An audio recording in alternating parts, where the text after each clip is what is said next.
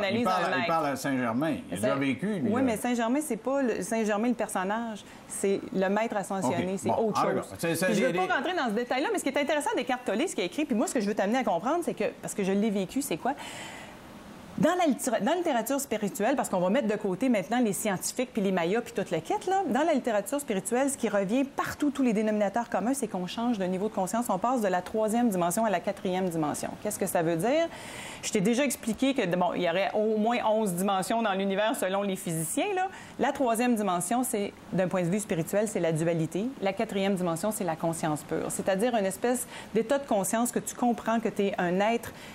Tu es autre chose que juste un être incarné dans de la matière. Donc, que tu es un être multidimensionnel, que tu es capable de rentrer en contact avec d'autres formes de conscience.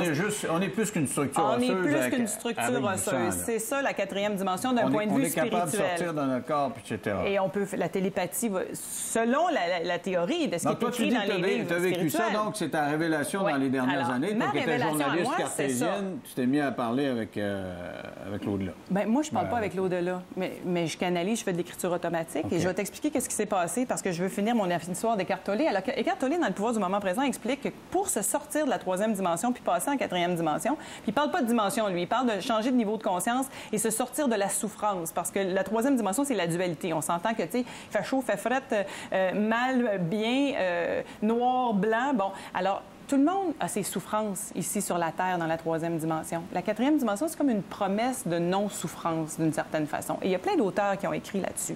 Et ce qu'il disait, c'est que lui, il faut se placer en observateur de soi-même. OK? C'est-à-dire, tu te passes au-dessus de toi, là, puis tu regardes tes affaires arriver, puis tu te dis, ben oui, mais tu sais, ça, c'est toute une grande pièce de théâtre. Puis moi, je trouve ça bien intéressant comme concept intellectuel, tu comprends?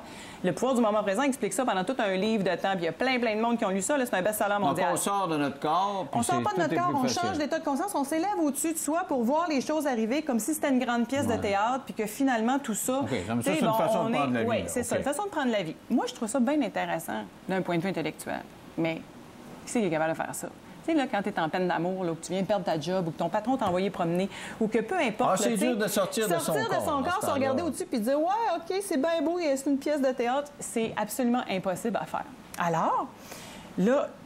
Je l'ai touché, moi, la 4e dimension dernièrement. Alors, je peux t'en parler maintenant. Alors, okay? si tu vas en faire une pause, là, parce que... Oui, OK, c'est une bonne idée d'en faire une pause. Là, je suis essoufflé. Le monde a besoin tu de m'en ça. as appris des choses, écoute. Là, je sens que je vais en apprendre une solide. Entre autres. Je retiens ma respiration, je m'en vais 3 minutes à la pause et on se retrouve tout de suite. Il va revenir en 4e dimension.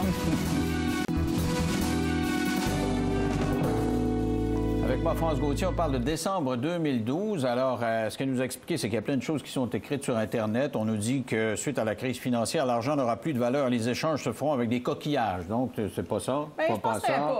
On peut peut-être encore avoir besoin d'un petit peu d'argent dans nos poches. Les champs magnétiques vont s'inverser. C'est pas vrai. La Terre va changer d'axe non plus. Les extraterrestres vont descendre sur Terre. C'est pas vrai non plus. Ce que tu dis, cependant, c'est que d'après toi... Ça, je ne sais pas. Moi, j'ai hâte qu'il arrive entre toi et moi. Là. Ça va être le fun.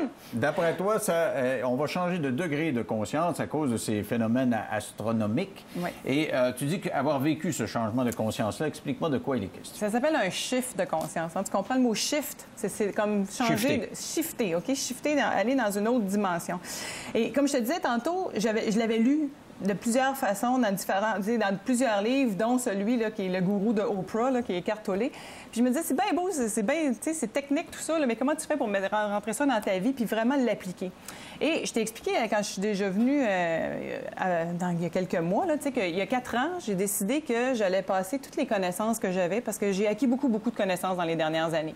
Mais je me suis dit, ça me donne strictement rien tout ça si ça passe pas de là à ici. C'est-à-dire que si je mets pas en pratique et je descends pas ça, ça va rester des connaissances. Alors, je me suis assise derrière sur une chaise il y a 4 ans puis je me suis mis à méditer. Et en méditant, après, je prenais mon crayon, puis je me suis mis à faire de l'écriture automatique. Puis dans mon écriture automatique, c'est devenu de plus en plus précis.